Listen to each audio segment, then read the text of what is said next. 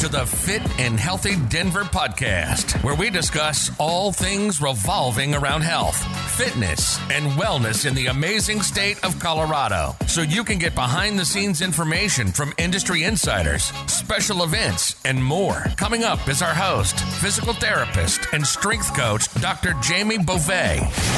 And here we go. Today we're talking about voodoo, but probably not the voodoo magic you're thinking about. What we're talking about today is voodoo flossing. Now, I know that term may be a little bit foreign to you, or maybe you've heard it just kind of casually thrown around, but don't really know what it is. Voodoo flossing is something that you can use to improve your range of motion on your joints, help with pain, and a bunch of other things. So I thought we'd go over that in this little mini-sode, kind of a little in-depth into voodoo flossing, what it is, how to use it, how you can benefit, and many other things. So first, let's just start with what is voodoo flossing. So voodoo flossing was popularized by Kelly Starrett of Mobility WOD, and he's really big in like the CrossFit world. And flossing is a method of wrapping a muscle group or a joint real tightly with a stretch band. And not like these bands are a little bit thicker than like your typical TheraBands. So they're 2 to 4 inches wide and, about a quarter of an inch thick. And so you stretch this over a muscle and then you kind of overlap it as you're going over the muscle and over the joint.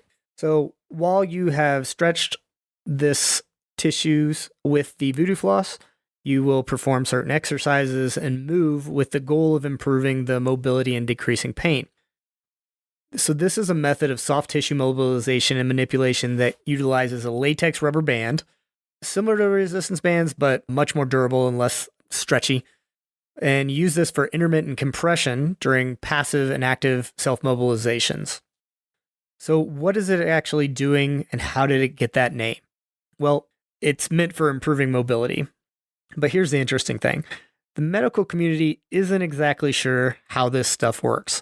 We do know, however, that it improves pain and it improves range of motion. Hence the name voodoo. We don't exactly know how it works.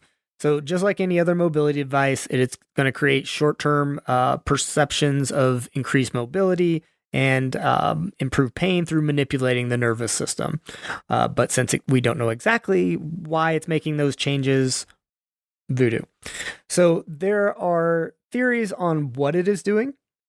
And a lot of these include shearing and gliding of the tissues. So if you think of your skin and then the fascia, the connective tissue under your skin and between your skin and the muscles, and then the muscles, think about that as different pieces of paper on top of each other. And so when you compress that, like when you wrap it tightly with the voodoo floss and then you move your body while the outer layers are compressed, those inner layers can slide and glide. So it really helps the layers of skin and fascia slide and glide and communicate with the nervous system and bring awareness to a certain area and improve the joints gliding. So it typically works best to restore sliding and gliding surfaces, reduce myofascial and muscular trigger points and pain, help move areas that have scar tissue, and reduce inflammation and swelling in the joints and improve range of motion where there is a restriction or limitation. How should you do it? So what you do is you start to wrap this works best around joints. You can use it on muscles and soft tissues as well, and I'll go over that in just a second, but it works best around joints. So let's just say your elbow. So you're going to start before the elbow. You're going to start wrapping that voodoo floss around your forearm, going up towards the elbow and up towards the shoulder. And you're going to put about 50% tension and you're going to overlap that band about 50%. And you're going to go around that elbow. And then you're going to, once it's wrapped and then it's tucked in so it doesn't break apart and unravel, then you're going to move that joint about 20 times or roughly about 60 seconds. You don't want the wrap to be too tight, and you don't want to keep it on for too long because if you do it too tightly, you can cut off circulation. So we kind of have a saying, or not a saying, we kind of have a protocol where after it's wrapped, you take it passively. So let's use that elbow. So I would take my other hand, grab my forearm and kind of bend that elbow back and forth for about 30 seconds. Then I would do it actively. So I would take that elbow that's wrapped and using my bicep, I would bend that elbow and straighten it for about 30 seconds, and then I would do it weight bearing. So in this case, like push-ups would be a great example. And then you take off the band, and so about a minute and a half total, and then you kind of move that arm around, try some things again. Should feel better, should feel looser, have less pain. So the goals of the band is to be able to create some compression without cutting off the circulation completely. So ideally about 30 seconds to 2 minutes, this whole process. You may have a slight blanching of the skin during that time, but you don't want it so tight that like your hand is going numb, or wherever distally to where you're wrapping. You don't want that to go numb. Once you do remove the band, you will kind of notice an increase of blood flow back into that area within several seconds. And then you should feel some new ranges of motion. And then you can repeat it, but usually once is enough.